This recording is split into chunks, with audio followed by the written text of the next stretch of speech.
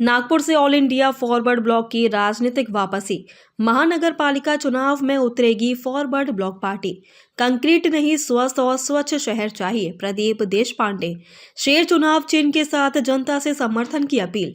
All India Forward Bloc party एक बार फिर नई ऊर्जा और जोश के साथ नागपुर की राजनीतिक में सक्रिय हो गई है। इस पार्टी की स्थापना नेताजी सुभाष चंद्र बोस द्वारा की गई थी और इसकी घोषणा नागपुर के ऐतिहासिक चिटनीस पार्क में हुई थी। एक समय नागपुर और विदर्भ की राजनीतिक में इस पार्टी का खासा प्रभाव रहा है।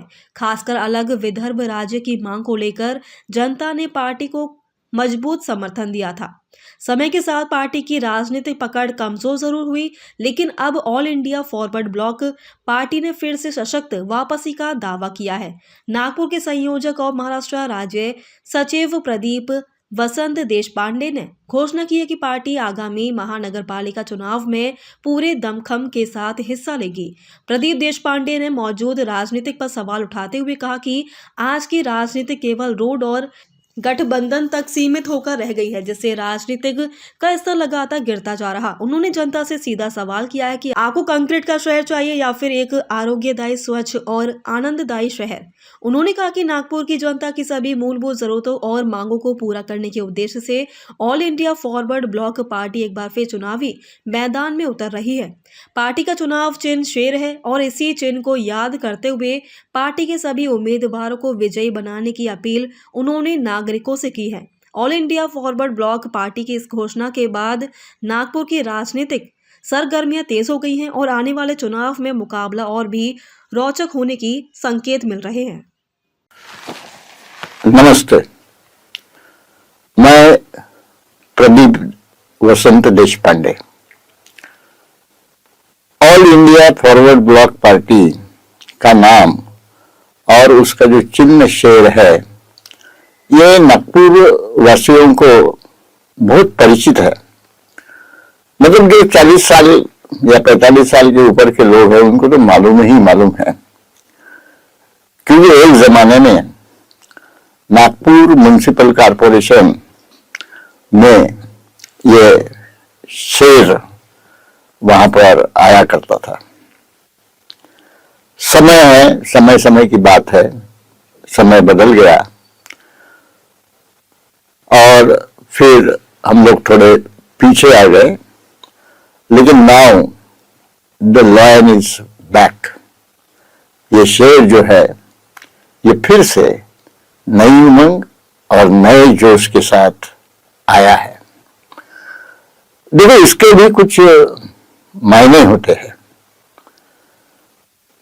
मैं आपको एक चीज बताता हूं। नेताजी सुभाष चंद्र बोस जब 12-13 साल के थे तो उन्होंने स्वामी विवेकानंद की कुछ किताबें पढ़े। उनके ऊपर उनका बहुत सारा प्रभाव जो है उनके विचारों का, और ये आप जो शेर चिन्ह जो देख रहे हैं उसकी भी एक कहानी है।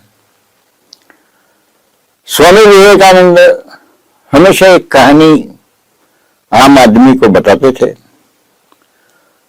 कि एक थोड़ा लंबा होगा लेकिन बहुत ही इम्पोर्टेंट है, आपके लिए भी इम्पोर्टेंट है, रोजमर्रा जिंदगी के लिए भी ये कहानी इम्पोर्टेंट है, इसलिए मैं बता रहा हूं। तो एक शेरनी ने एक बच्चा दिया और शेरनी गुजर गई, तो वहां पे एक बकरियों का, मेंढियों का एक झुंड था। उन्होंने देखा तो उन्होंने उस शेर की देखभाल की। अब शेर जैसा जैसा बड़ा होने लगा तो वो अपने आप को बकरी मेंढी समझने लगा, उनके शरीर का बे बे करने लगा, वहीं खाना वहीं उठना। फिर एक दिन कहीं से वहां पर एक शेर आया और उसने, अब जैसे शेर आया सब भागने लगे, उसके साथ में ये भी भागने लगा। फिर ये शेर दौड़ा, उसने उसको पकड़ा। अरे तू क्यों भाग रहा है, तू तो शेर है। तो बोले नहीं, मैं तो बकरी हूं, और बे बे करने लगा। तो फिर उस शेर ने उसको एक तालाब में के वहां लेके गया और उसका चेहरा बताया। तब उसको समझ में आया कि मैं शेर हूं, और फिर वो गरजा। तो इसका मतलब ये है, स्वामी जी समझाते हैं कि आप जो है ये आत्मा है, शेर है, और आप अपने आप को भूल गए हो। आपके अंदर में बहुत ताकत है। वो जो दौर था वो गुलामी का दौर था। अंग्रेज जो है हमारे भारतवासियों के ऊपर जुल्म कर रहे थे। ये बात नेताजी को बहुत ये हुई और वो जाग उठे। और फिर आपको मालूम है कि उन्होंने मिलिट्री भी स्थापन की, और जो हिटलर है उसके आंखों में, हिटलर ने खुद बताया कि उनके आंखों में आंखें डालकर बात करने वाला एक ही आदमी उन्होंने देखा, वो थे नेताजी सुभाष चंद्र बोस। तो ये है शेर। और ये फिर से नागपुर में आना, इसके कोई मायने हैं। आप देखो, अभी राज जो है सबको मालूम है, बीजेपी का राज है और 2 पार्टियां उनके साथ में है। तो किस तरीके से इन्होंने ये राज हासिल किया, आप गौर कीजिए। ये डेवलपमेंट कर रहे हैं, रास्ते बना रहे हैं, ये सब है, लेकिन ये क्या है? तोड़ फोड़, पैसा, मारा मारी। मुझे तो ऐसा लगता है, और ये राम का नाम लेते हैं। हमारी मतलब स्वामी जी और भी बोलते थे कि राक्षस जो है वो किसे कहेंगे? जो स्वार्थी होते हैं उसे राक्षस कहते हैं। और ये जो आप अभी जो राजकारण देख रहे हैं, ये स्वार्थ से लदबद है। तो ये राक्षस है, उनके खिलाफ हमें लड़ना है। देखो, सीता माता जो है जंगल में थी, रावण राक्षस था, मायावी था। बस एक हरिण को उसने मायावी से ऐसा बना दिया, उसको मोह हो गया। वैसे ही माया जाल यहां पसराया जा रहा है। मैं यूं कर लूंगा, अच्छे दिन आएंगे, फलाने आएंगे, लेकिन कोई आनंद ही नहीं है। तो और एक इन्होंने, जैसे अभी लोकसभा में इनकी संख्या कम हो गई, तो एक माया जाल उन्होंने फेंक दिया, 1,500 रुपए महीना ये महिलाओं को दिया। तो उसमें फंस गए। तो हमको ये माया जाल में फंसी हुई जो महिलाएं हैं उनको बाहर निकालना है और असलियत समझाना है। देखिए, नागपुर के मुख्यमंत्री है नितिन जी गडकरी, यहाँ पर है, संघ का कार्यालय है। अभी महानगर पालिका के इलेक्शन है, उसके बारे में बोलूंगा। ये तो बाकी तो ये तो जनरल बातें हो गई। फिर भी स्वच्छता में नागपुर का नंबर 36वां आता है। इसके पहले 86वां था। जहां वहां यहाँ 400 जगह ऐसे है जहां कचरे के ढेर पड़े हुए हैं। आप लोक सत्ता पढ़िए, टाइम्स ऑफ इंडिया पढ़िए, बाकी के पढ़िए, आए दिन आपको इसके बारे में खबरें आती है। ऐसा क्यों हो रहा है? ये प्रशासन के ऊपर में कोई चेक है कि नहीं है?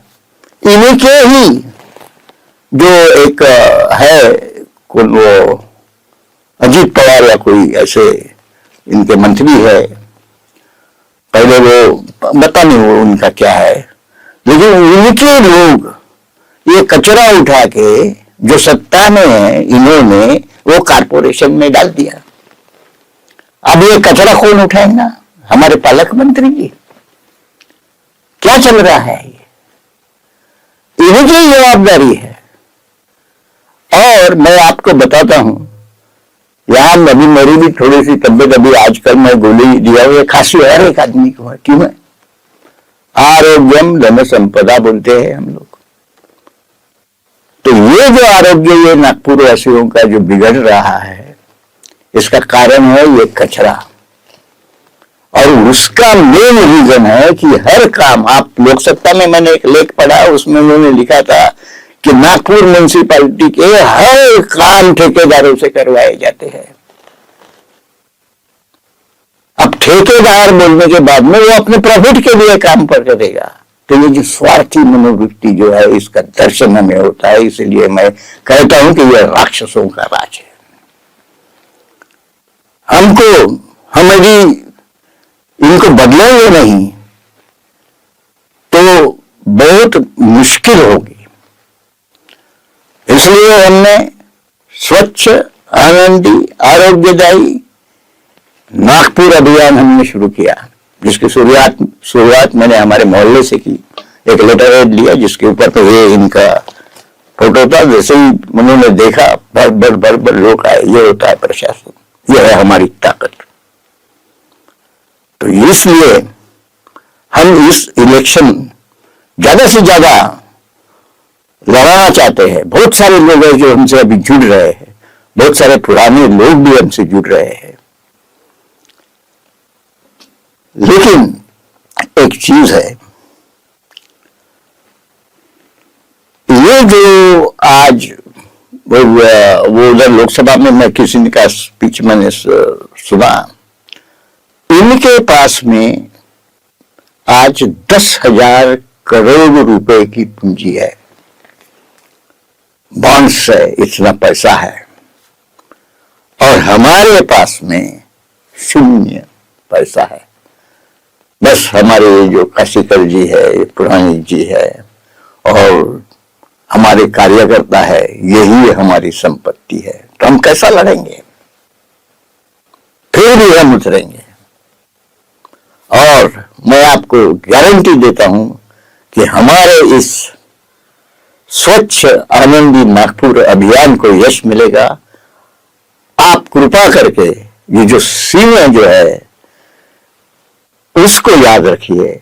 आप कमजोर नहीं है, आप राजे हो, ये ध्यान में रखिए और सिंह को ही अपना मत दीजिए।